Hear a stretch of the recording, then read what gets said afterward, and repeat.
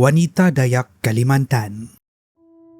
Hello, nama aku Banikel, bukan nama sebenar. Aku berasal dari Kuching, Sarawak. Apa yang aku nak kongsikan ini adalah kisah benar yang berlaku di sebuah kawasan perumahan di Batu Kawah sekitar tahun 2008 atau 2009 dulu. Masa tu, aku berumur 21 tahun.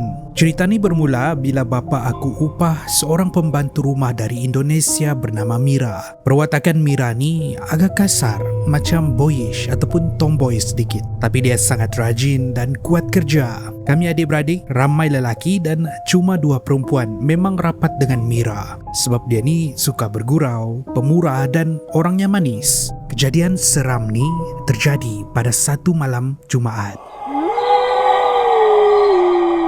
Orang tua-tua panggil malam Jumaat Kliwon. Masa tu bapa tak ada di rumah. Sebab malam tu dia ikut program gereja. Jadi tinggallah kami adik-beradik di rumah. Tiba-tiba lebih kurang pukul 7.30 malam, bekalan elektrik terputus. Gelap gelita satu kawasan perumahan. Kami pun berkumpul di ruang tamu, bergurau senda, main lampu sulu untuk hilangkan bosan. Mira pula masa tu tengah lepak hisap rokok di luar dapur. Baru 15 minit berlalu, tiba-tiba kami dengar Mira menjerit cemas. Ada orang! Ada orang! Panik dengar jeritan tu, kami terus lari masuk ke dalam bilik dan kunci pintu sebab takut ada penceroboh.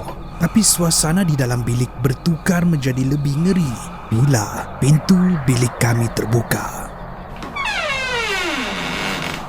Mira muncul di situ.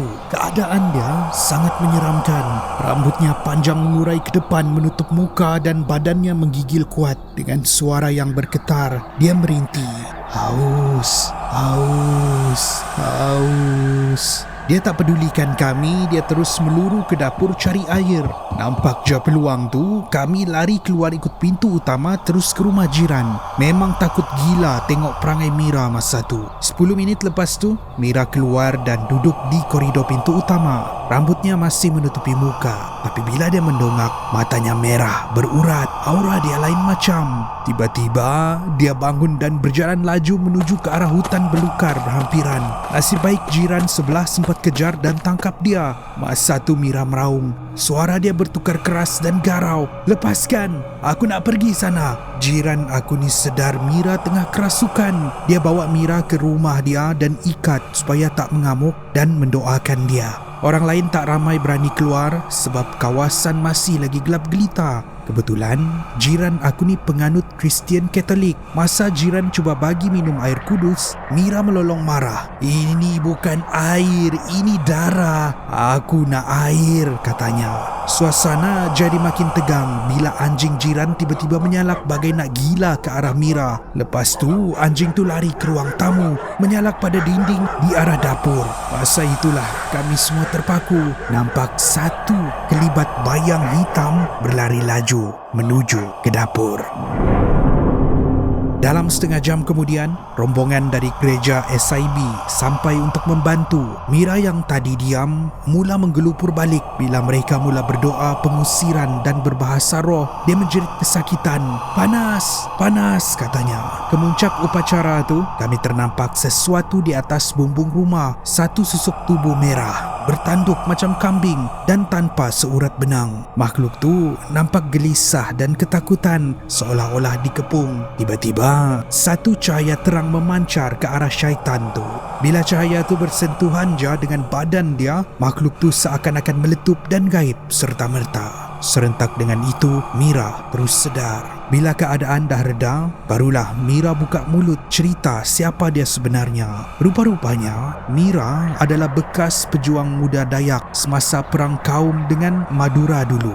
Pengakuan dia buat kami terkedu. Katanya dia pernah korbankan 30 nyawa, termasuk ibu-ibu, bayi dan orang tua. Yang paling sadis, dia mengaku pernah minum darah dan makan hati mangsa untuk kuatkan ilmu kebalnya. Kejadian malam itu sebenarnya berpunca daripada dendam roh-roh mangsa yang tak aman datang menuntut keadilan.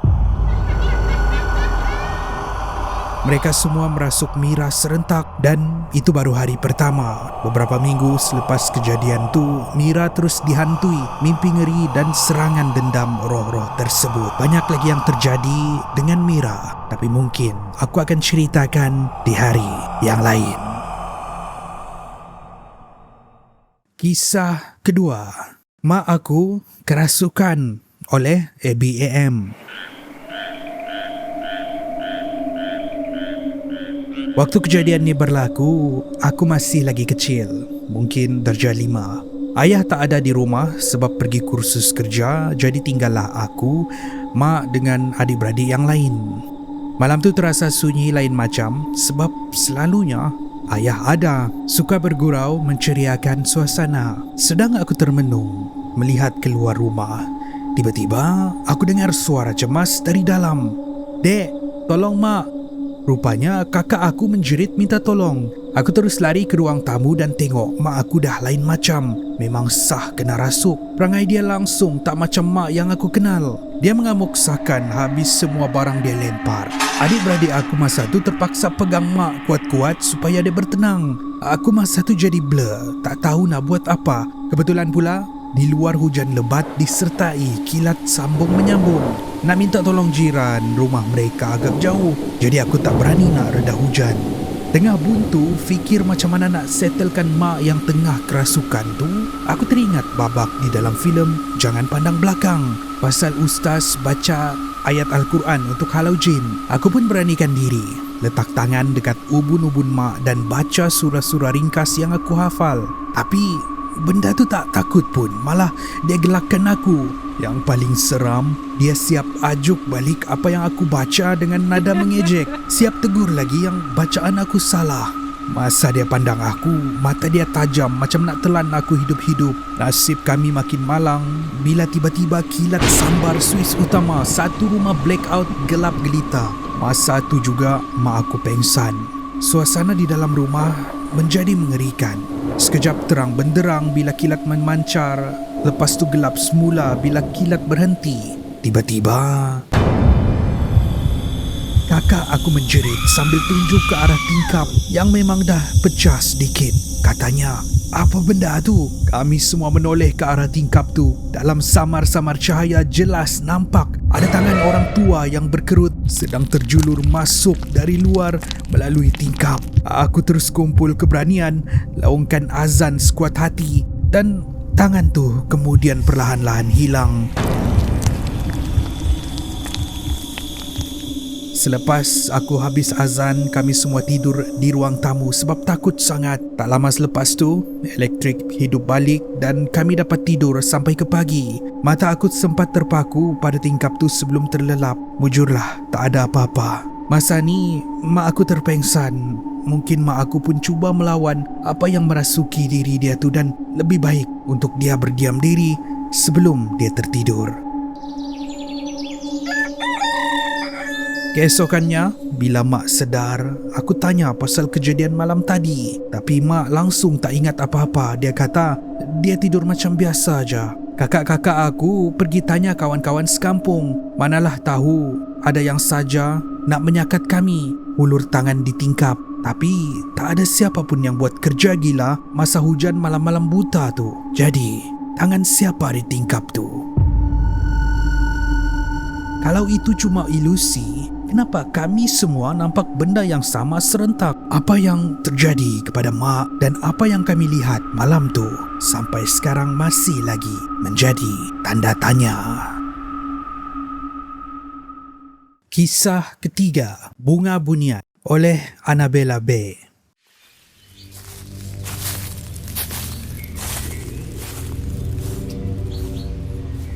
Aku dengan kakak sepupu memang kaki hiking. Ada satu kali itu, kami join satu program kampung masuk hutan cari tempat yang dipanggil wasai. Maksudnya air terjun. Dalam 26 orang juga yang ikut masa tu, tempat ni jauh di atas bukit dan kena reda hutan tebal. Pemandangan dia memang cantik memukau mata. Tapi orang tua-tua pesan tempat cantik begini memang keras dia lain sikit. Dipendekkan cerita, kami sampai di pintu masuk. Sebelum mula, kami berkumpul dengar taklimat pantang larang. Yang pertama, jangan bisik. Yang kedua, jangan tegur atau ambil apa-apa barang dari dalam hutan. Yang ketiga, jangan jalan seorang diri. Selepas berdoa, ikut kepercayaan masing-masing, kami pun bergerak. Hampir sejam kami menyelusuri sungai. Kami berhenti rehat. Masa inilah kawan aku, si Mika, buat hal. Dia ajak aku ke depan sikit dekat satu bulatan besar. Atas batu tu ada bunga putih, cantik dan wangi betul bau dia. Entah apa yang merasuk si Mika, dia pergi cabut bunga tu sekali dengan akar. Lepas tu dia simpan. Perjalanan diteruskan ke Wasai ataupun air terjun. Aku, Mika dan kawan kami si Kokong berjalan di belakang sekali sebab beg Mika berat, jadi pergerakan dia lambat. Kami tertinggal agak jauh, sempat tersat sekejap. Ada simpang dua sungai, kami terikut yang makin lama makin sempit laluan air dia. Nasib baiklah kami cepat patah balik dan jumpa jalan yang betul. Masa ni aku tengok muka Mika dah lain macam, pucat lesi. Tiba-tiba, dia jatuh gedebuk di atas batu sungai, pengsan. Kami punyalah terkejut. Aku dengan Kokong menjerit panggil ketua di depan. Bila ketua sampai, dia tanya kenapa. Aku cakap tadi dia okey, tapi tiba-tiba pucat dan terus rebah. Ketua kami tanya lagi dengan serius, dia ada ambil apa-apa kah? Aku terus jawab jujur, ada bunga di atas batu bulat besar tadi. Semua orang terdiam. Suasana menjadi sunyi.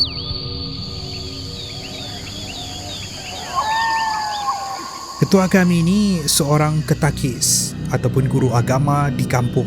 Muka dia tenang, tapi nampak dia hembus nafas kasar. Dia keluarkan air serenjis dari kepala sampai ke kaki Mika.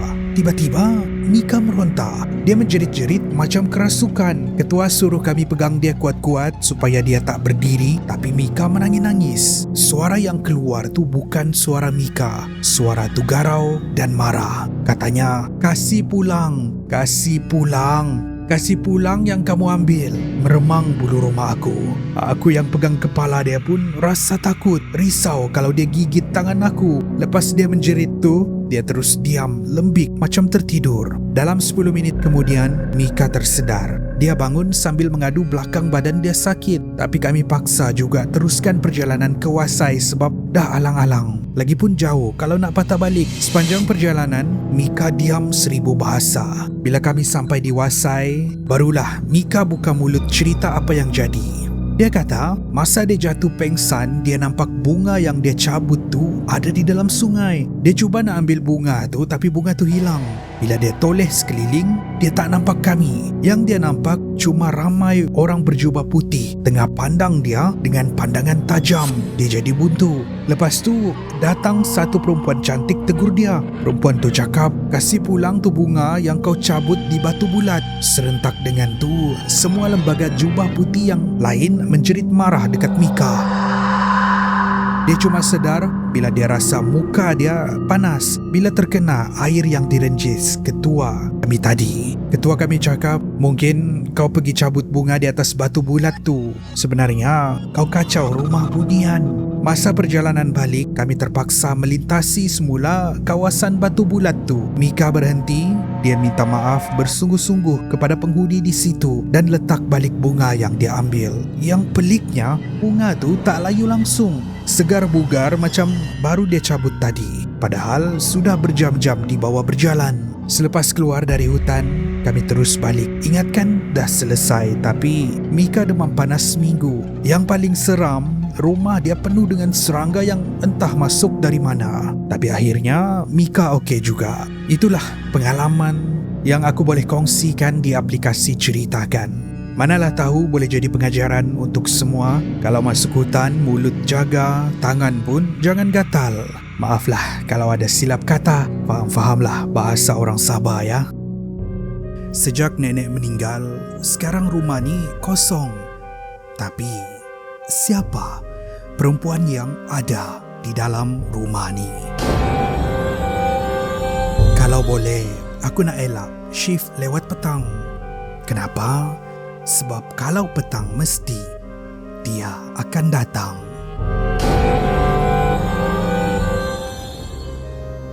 Kenapa dia orang suruh jaga kawasan tebiar ni? Walhal tempat ni memang sudah ada penjaga. Kalau lalu dekat bangunan kosong tu, mesti ada yang mengikut. Setiap orang ada cerita. Ceritakan dengan kami. Di aplikasi perkongsian interaktif Ceritakan boleh dimuat turun di Google Play dan App Store.